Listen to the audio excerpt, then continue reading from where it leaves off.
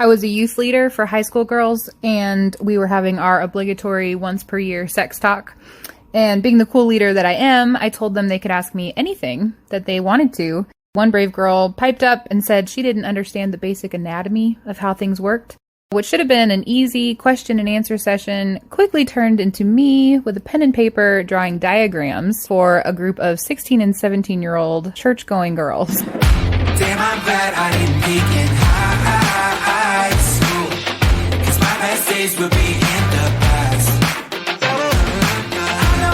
I know, looking back, it ain't all bad, but damn, I'm glad I didn't peek in high school.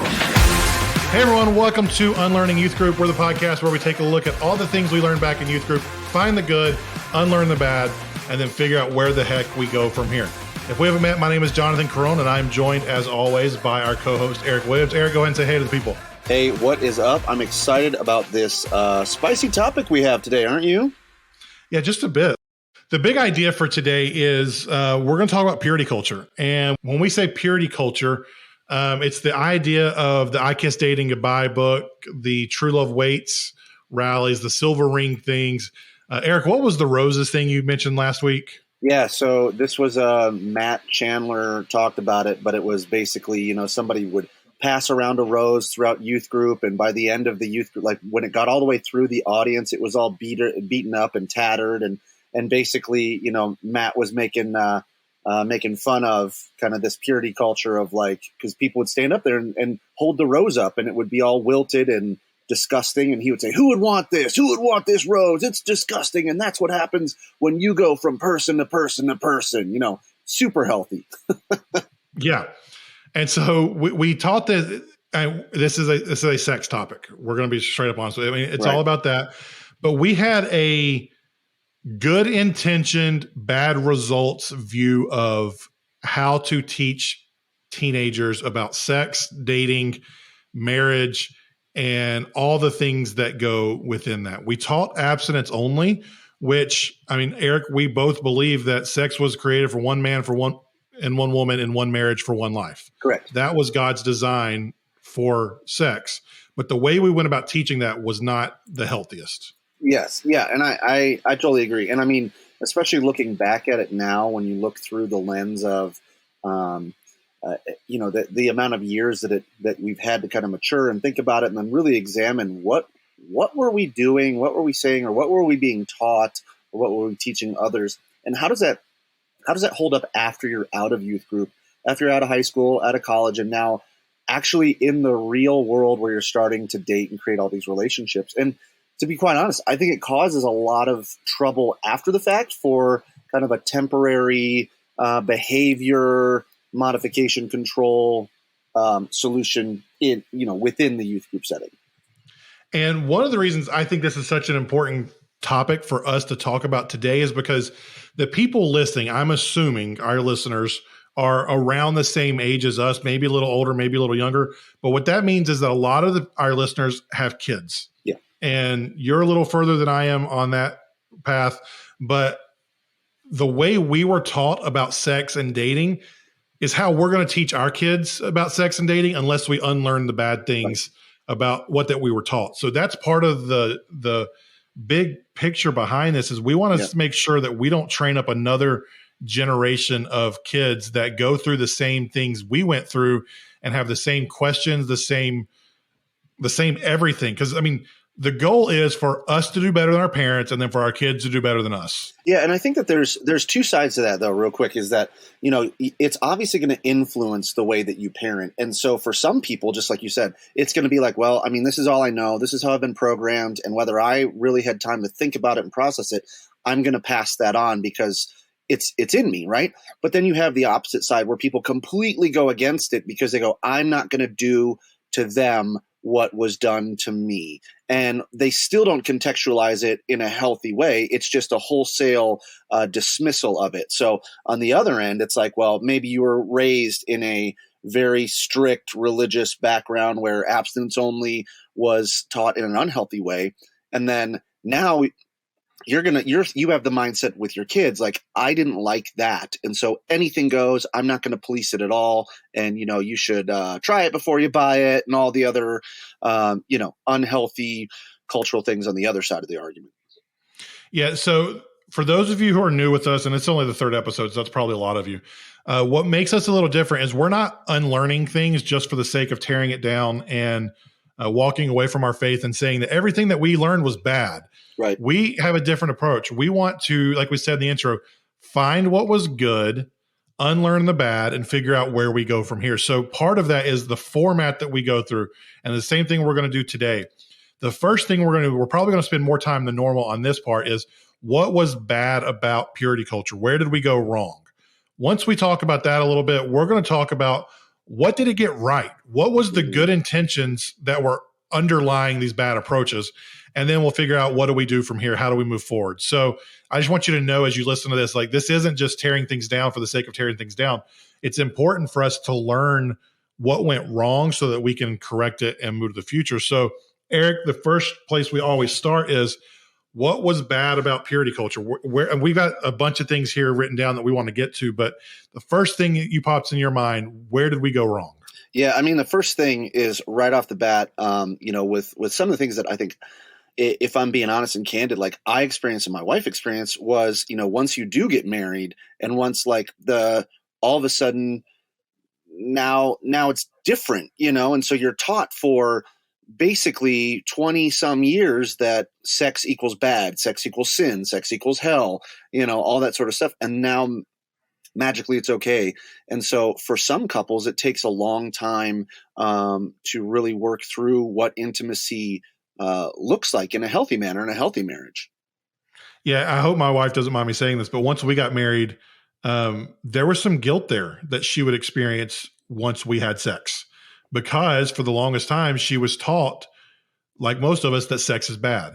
And so the idea of just flipping that switch once she had a ring on her finger, it was almost impossible to do, even though she enjoyed it. She knew intellectually that what she was doing was okay, that she had just been programmed to associate sexual things with guilt. Right. And I would say, like, obviously it'd be better if we had someone from the female perspective share on this.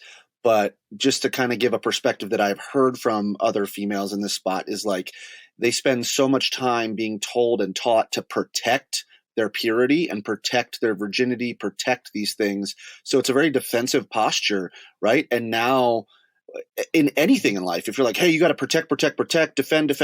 Hey, now open the floodgates. Like that transition, I don't know that we have a healthy model for transitioning from zero to infinity, Yeah, that's the hard part. And while you and I are not females by any means, there was a resource that I have read and listened to.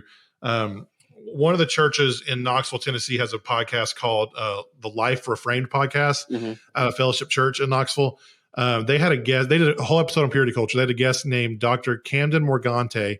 She's I think it's a clinical psychologist, but she has a website, Dr. Camden, CAMDEN, but she is a legit expert on purity culture. Yeah. And she has these 5 myths that she has written and put together that I think encapsulates both the big picture and the female perspective that I think we can speak to a little bit, hopefully here, and do it in a healthy way. But the first myth she talks about is the spiritual barometer myth. And that means that we were taught that the strength of our faith and the authenticness of our relationship with Jesus is dependent on if we're a virgin or not when we get married. Right. Yeah. And I think this is probably going to be a common thread throughout at least this season, is talking through like how our actions affect our holiness and how, is there a checklist that God has? He's like, well, sex before marriage. Did you curse? Did you have drugs? And like somehow your percentage level of being Christian or being accepted by Jesus just goes down with every knock against you, as if grace was on a sliding scale instead of it's all there. But we won't get into that. That's more of the redeeming side. So let's move on from that. Sorry. So, but I mean, the spiritual barometer myth. I mean, I remember thinking about it. I looked around as a guy in college at a Christian college, and I see these guys who are sleeping around and they're proud of it or whatever, and they end up getting in these serious relationships that lead to marriage. Meanwhile, I've just gotten dumped by the girl I thought I was going to marry, and my life is in the crapper, and I'm depressed and all this thing. And I'm like, I've kept myself pure for the most part.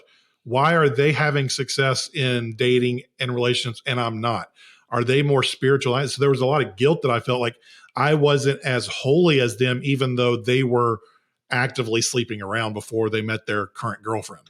Right. Well, and think about the language that we are programmed to use anyway. We talk about it being pure, usually mostly in the sexual connotation, right? Like as if there's nothing else that purity relates to, or holiness. And so even elevating that as if our sexual prowess, God cares about it. So he cares about what's between our legs much more than anything else that we do in life. And it's like, that's just not healthy.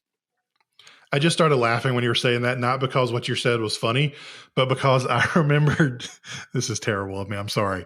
Do you remember the scene in 40-Year-Old Virgin where they're talking about putting something on a pedestal? Yes.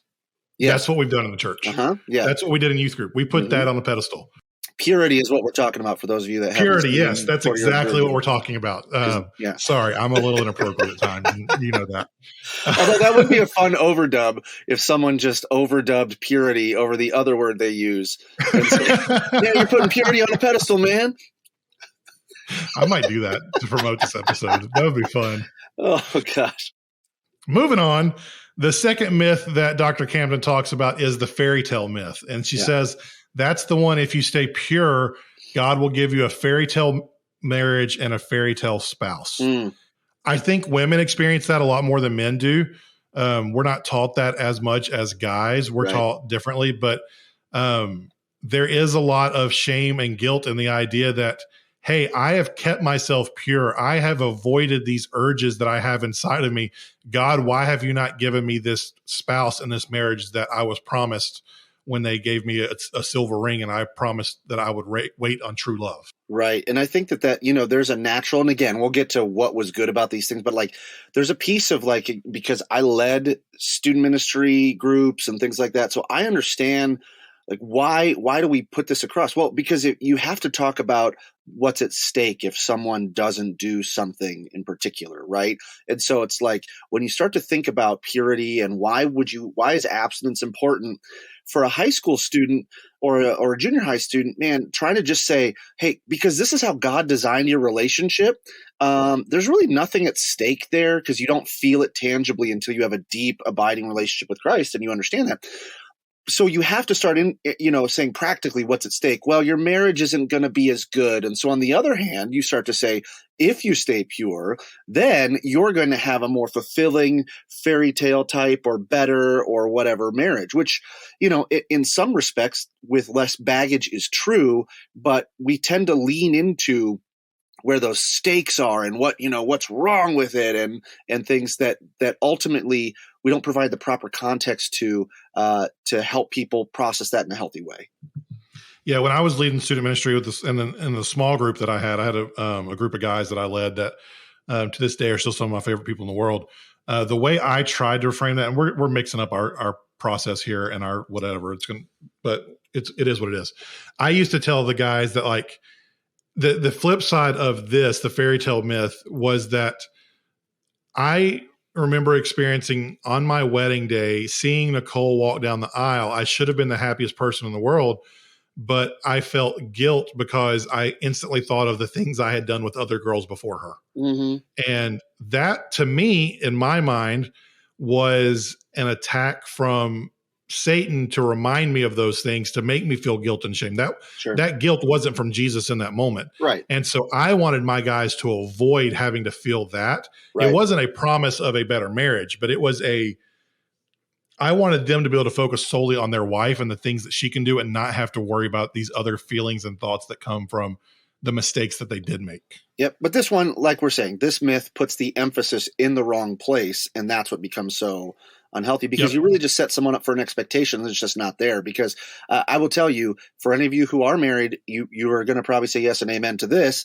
For any of you that are not, you don't quite understand. But there's the myth of the fairy tale. The fairy tale is a myth anyway. It does not matter Yes. if you are pure or not. There are going to be problems. You do not have a Prince Charming. There is not like an idyllic marriage that doesn't have issues. So to try and even The set one someone does up, not exist. right, and to try and even set up young girls or young guys to go like, hey, if you never have sex and don't think impure thoughts, then you're going to have a perfect marriage. No, you're not, because you're both human and you've got problems anyway outside of the bedroom, let alone inside the bedroom.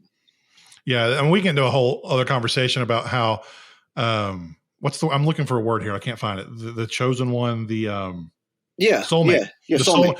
The soulmate doesn't exist. Right. That is a myth made by Hallmark movies. Right. I love the mathematical equation. We need to save that for another one, but just trying to do the math on it is just crazy anyway.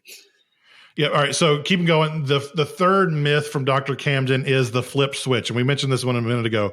When you get married, a flip is switched where sex goes from bad and off limits to okay and accepted. Yeah. And that just doesn't happen. Yeah, and I think it's on both sides too, where it's like from one partner, and this doesn't have to be gendered, but in general, the stereotype would be the female gender is like going from, like we talked about, protected to now it's open, and now you've just got to be okay with it, and there's baggage that goes along with it. But I think also from the guy perspective, or whoever is the more, has the, I don't know, a higher sexual appetite, so to speak, is like you go from like, okay, we're not having sex to like, oh, everywhere, all the time, no matter what, because we're married now, so let's do it. And it's like those expectations may not be realistic either. Yeah, we set up the idea that what we teach guys is that when you get married, you're going to have sex all the time and it's going to be awesome.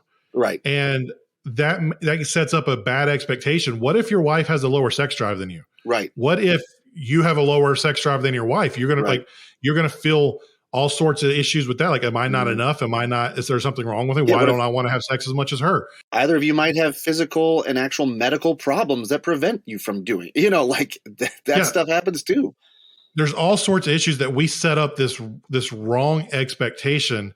And another issue with guys, especially, we are taught to, and this is a whole conversation that I think we're going to get to in season 2, because we could do an entire season on like wrong sex things. Yeah.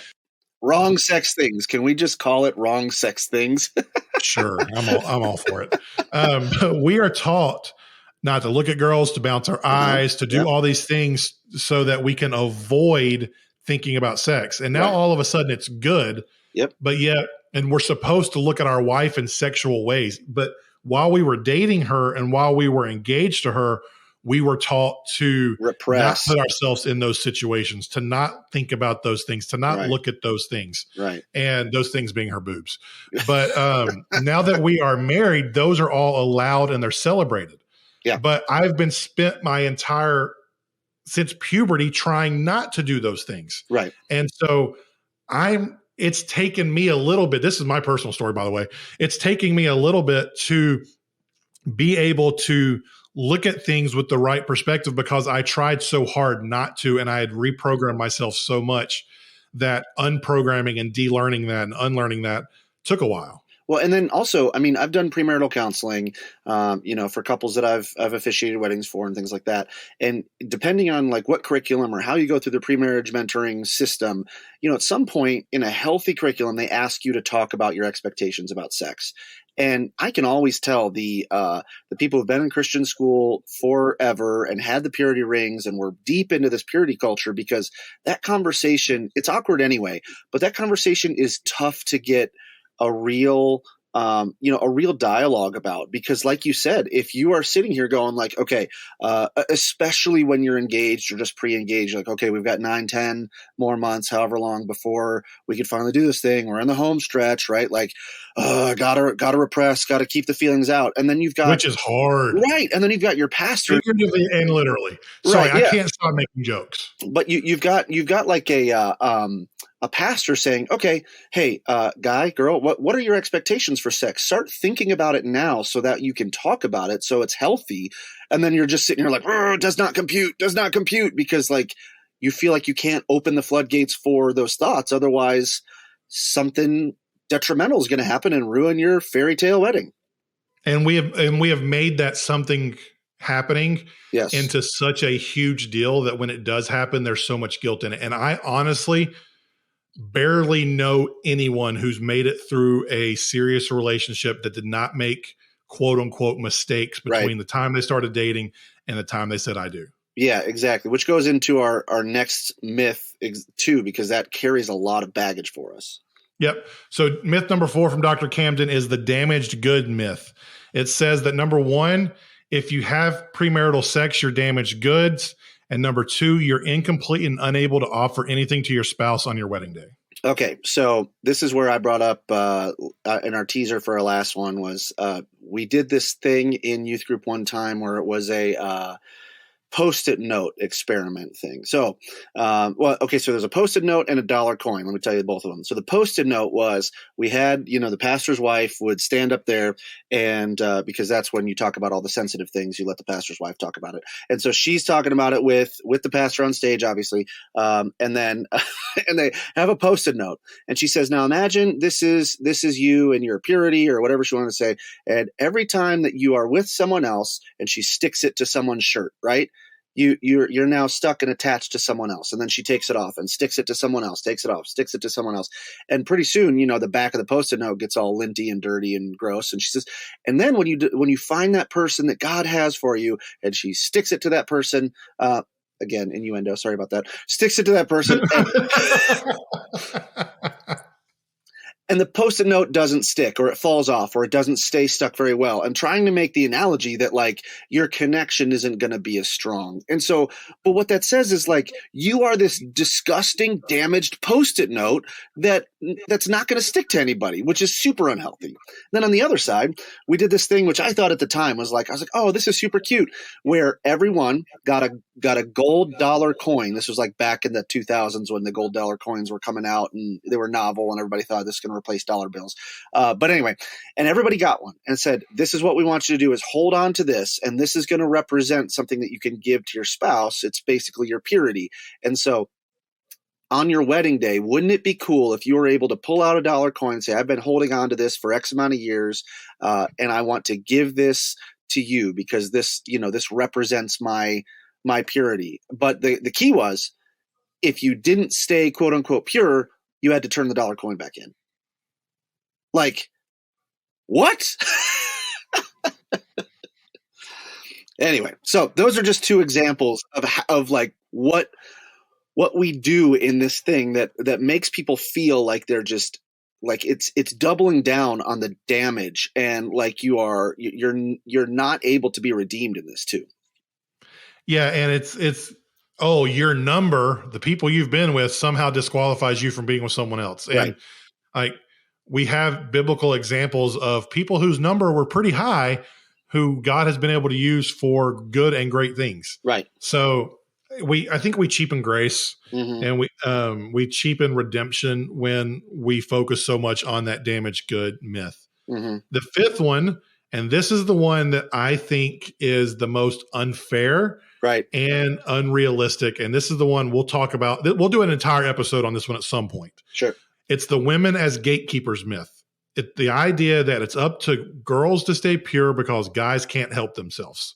Girls have to be the gatekeeper. They have to worry about how they dress, how they do everything, where they put themselves, what they do, because if they look at a guy wrong or, God forbid, show their shoulders or belly button to a guy, he will be overcome with lust and not be able to control himself. Yeah, and this also bleeds into kind of what's going on in our culture now over the last 5 years or so.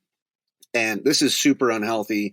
And I was really wondering whether I should say this line. So, trigger warning for those of you there, but it also leads into kind of that, she was asking for it. What was she wearing? All of those things that are, I want to say, and I think you agree that are toxic and unhealthy mindsets, because not only is that women as gatekeepers, but it also puts the blame on women in case something happens because quote unquote guys just can't help themselves.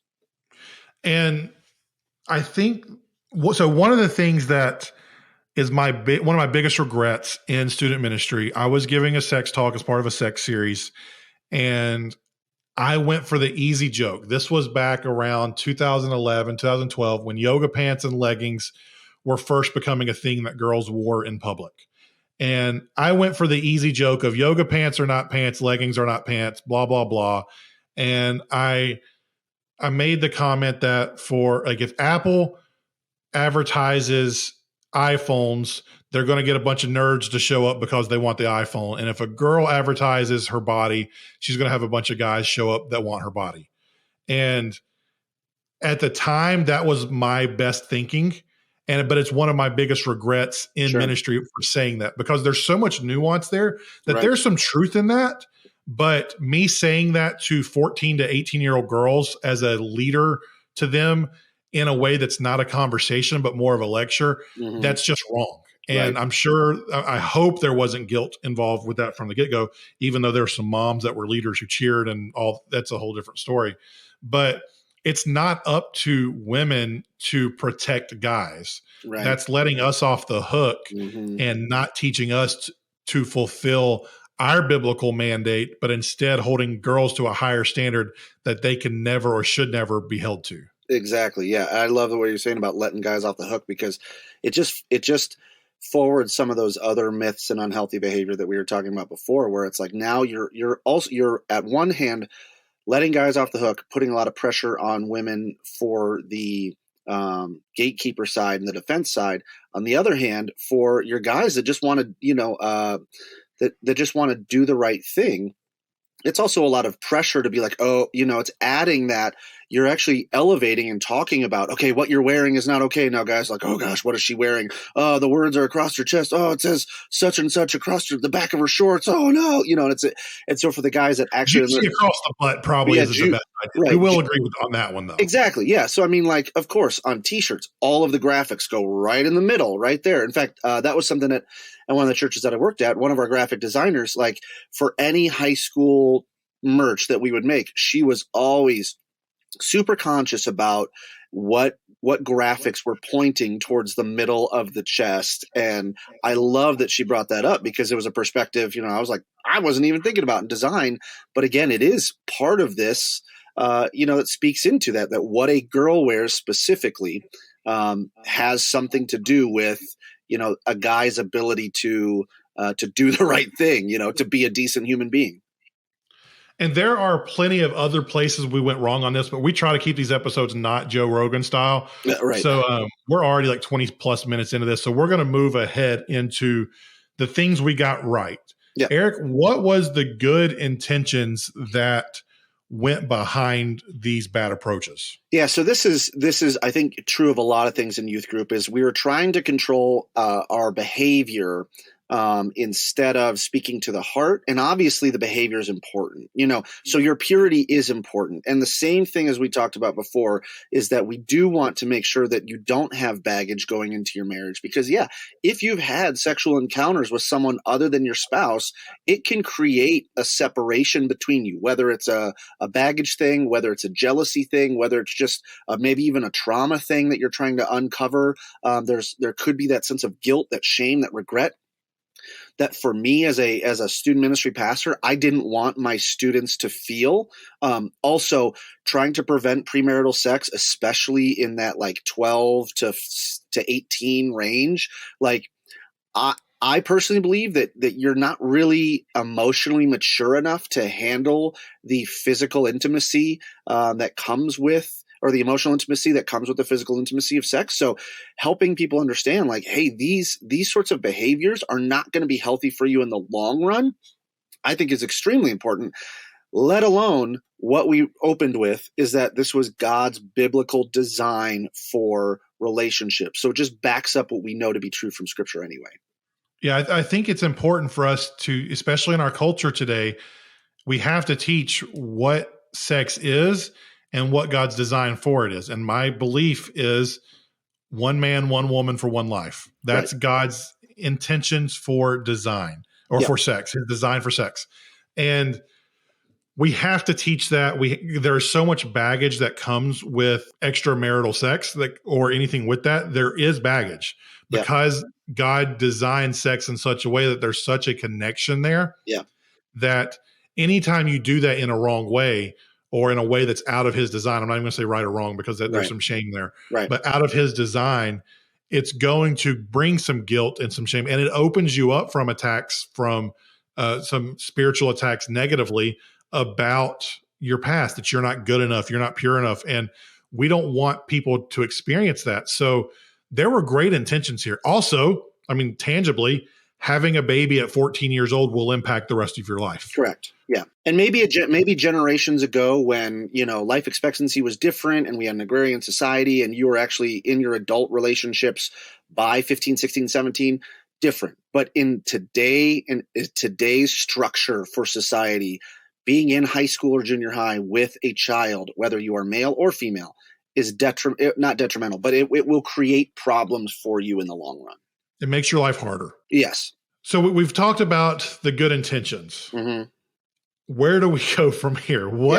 How do we make this shift and have a healthier approach to this as some of us continue to lead high school and middle school kids right now, but also as we parent and bring up the next generation of hopefully Christ followers in a healthy way? Yeah, I would say, number one is if you are leading high school or junior high students, or if you're a parent and you're getting into that age, my recommendation would be to really talk to child development and behaviorists, people like that.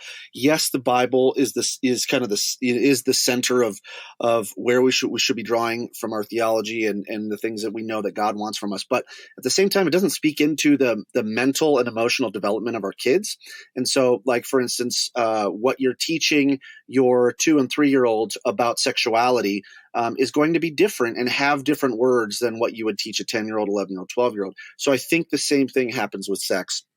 And I think it's important to, if we're going to talk a lot about behavior, like right now with my 8 and 9-year-old boys, we don't touch people in bathing suit spots. Now that seems like if I were to tell a high schooler that probably still applies. But right now, they just need to understand your bathing suit area is not a place that you touch someone else. And then as we get older and as the conversations move on, we'll talk about why that is, the different aspects of it, and things like that. And so to go from behavior modification or behavior control as as children, elementary and earlier, that's according to the behavioralists and the child development people that I've talked to, that's good. But as you transition into a spot where their brains can start to handle the more emotional sides of it, really digging into why that is and changing your behavior and making it modified as they get older, I think just from a extra biblical standpoint, that would be important to help us build into what that biblical mandate is. I think one of the things we can also use on that front is science. Yes. There has been so much scientific development over the years of what our body does when we engage in sexual activities. Yes. That not only the Bible becomes or a piece of it that says God said this, he designed this. Okay. Mm-hmm. Well, the Bible said so is not a good enough reason for a 15-year-old not to try to go further with his girlfriend. Correct. It's just his hormones are too strong for that. But the amazing thing is science is showing us that God's design is actually how we were designed. It's proving the concept, because all the things that our body creates when there are sexual touches and items and actions and all those things, that we can point to those things and say, hey, your body does this when you do this. Right. And the results of that are this. Mm-hmm. And so you can really give high school kids, probably middle school is probably a little too young for that, but high school and college kids, you can give them the data and the information and show them this isn't just you trying to take away their fun and keep them from getting lucky. This is actually a protective measure so that you can operate at the level that God created you to and not have the issues that your body wasn't designed to handle. Right. And when we start to do this, and I love that you said, keeping you from having fun, because when you use the Bible said so, or God says, or even in doubling down on this was God's design without giving them the heart behind it, now that becomes subconsciously God or the Bible or church or my youth leader or whatever. They are the obstacle to getting what I want. right? So now you've set up church, you've set up God, you've set up the Bible, Jesus, as an enemy to what your desires are, which is never going to be as successful as if you have God, the Bible, coming alongside of someone in their desires. And I would say too, like, I think a lot of parents and a lot of youth leaders are afraid of validating and empathizing where students are and saying, hey, this appetite you have is healthy. But just like any appetite, it's healthy when it's directed in the right spot, because our appetites are never going to be fully and finally satisfied. And our appetites can lead to destruction if we let them go in different directions. Like my appetite for a donut, I just had one this morning. If I let that appetite go for a dozen this morning, that's not going to be good for me, right? So moderating those appetites and pointing them in the right direction, especially when it comes to sex, when it comes to this physical intimacy, is very important too. We've got an episode where we'll dive into this more, I think, later this season, but we got to put up guardrails instead of roadblocks. Right. And I think we put too many roadblocks to where people wanted to beat them down. Yep. And it just wasn't healthy. Mm-hmm. But before we go, and we've gone a little longer than we wanted to this week, I want to end this episode the same place we ended the first episode of the season. Okay. Eric, for people who are walking with the shame and the guilt of purity culture, of things that they were taught, what would you say to those people listening to this right now? Man, I just got to tell you that it is time to search into less of what the Bible says about sexual purity and more into what the Bible says about grace. Yes, sexual purity is important. At the same time, you cannot ignore how deep, how wide, how complete grace is for you. And so I think when you're in the mindset of I've gone too far, therefore I'm too far gone, you need to stamp that out, admit that to someone, allow them to help walk you through some of the areas where God's grace can cover that for you. You will still have to process the emotional, implications of those decisions and those feelings. But I think you need to stand firm in knowing that there is no such thing as too far gone for God and for someone to also love you as well. So for those of you who are thinking, man, I'm not going to be loved by another individual in marriage, that's just categorically not true. And then to also think that I can't be loved and accepted by God is also categorically untrue. And I just hope that you walk away with that hope and that assurance knowing that. And I would say that you are forgiven. Yes. That God loves you no matter what. Yes. That you are not broken. You are not less than. Yes. And any guy or girl would be lucky to have you, Yes. but it also takes some work on yourself personally and emotionally. There will be guilt that comes with this. There will be negative emotions. And while you are forgiven, while you are still chosen and set apart and whole and pure and holy, even, you owe it to yourself and to your future spouse not to hold these emotions into yourself. Right. Find a friend, find someone you can look up to that can have these conversations with you so that you can process this guilt and shame, because the guilt and shame is not from Jesus. Mm-hmm. He does not want you to have that, but it's going to be there, unfortunately. Right. So this is something that doesn't need to happen in the darkness. Once we shine light on the darkness can no longer exist. So bring whatever shame and guilt you're feeling out into the open and talk about it with somebody, right, so that you can begin to work through it, because there is going to be some unlearning there and some work that's going to need to be done. Yeah, and I think that if you think about, the analogy in John 8 where Jesus catches the woman in adultery, we don't need to go into the theological implications of all of that. But, when he finally casts everybody out because they dropped their stones and they've walked away, I think there's a piece of that where he asks the woman, like, who's here to persecute you? Who's here to judge you? And she says, no one. And he says, neither do I. And I think a lot of times we take the stone upon ourselves and we want to self-persecute and we want to try and self-punish in ways that God is saying, I'm not doing that to you either. So why are you doing that to yourself? So in some ways, I think the analogy of, like, if you are that woman, metaphorically, in the middle there, dropping your own stone and not casting it upon yourself and not punishing yourself for something that Jesus has already forgiven, I think is important as well. Awesome. So We ended that on a serious note for a really fun episode. Next week, we're going to be back with another good one. Eric, can you tell people what's coming up next week? Yeah, so next week we're going to talk a little bit about something that maybe for some of our older listeners or listeners who heard this from their parents, if you've ever been to like a CD burning or a CD smashing event, or if you could only watch Veggie Tales or you had to watch the Christian version of whatever, then this episode is for you, because we're going to be talking about the things that we consider secular, which is such a weird word, and the things that we consider Christian or sacred. Yep, that's coming up next week. But before we get there, go ahead and subscribe, rate, and review to the show on whatever podcast platform you choose. Share it with a friend if it helped you out today. And if you have a funny, awkward, or entertaining youth group story that you want to share with us that we could possibly use at the front end of a future episode, email that to hello@unlearningyouthgroup.com. That's hello@unlearningyouthgroup.com. But that's it for us this week. We hope you have a great week.